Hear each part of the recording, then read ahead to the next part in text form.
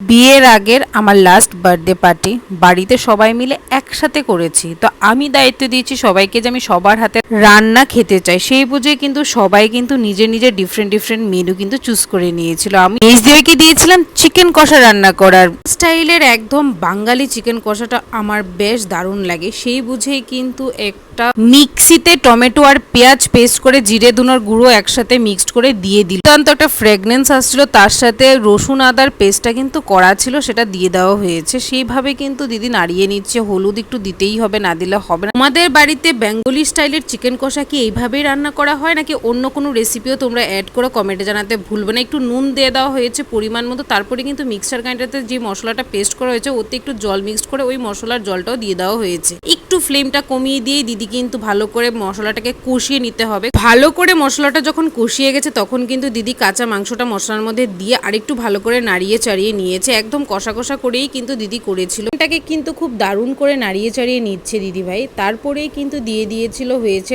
ঢাকনা, সেটা হয়েছে ওই বলবাটিটা দিয়ে। তারপরে কিন্তু চিকেন থেকে ইটসেলফ অনেকটা জল বেরিয়েছে, একটু গরম মশলা দিয়ে দিয়েছে গোটা। আচ্ছা, তোমরা কি একটা জিনিস মিসিং পেয়েছো এই গোটা রান্নাটাতে? একটু কমেন্টে জানাতে ভুলবে না। আমি তোমাদেরকে বলে দিই, খেতে গিয়ে আমিও বুঝতে পারিনি, কিন্তু সবার যখন ঝালটা একটু কমই লাগছিল তখন বুঝতে পারা হয়েছে যে চিলির যে পেস্টটা মামুনি করে রেখেছিল এটা দিদির সামনে ছিল না, তাই দিদি দিতে ভুলে গেছিলো। That's all, by.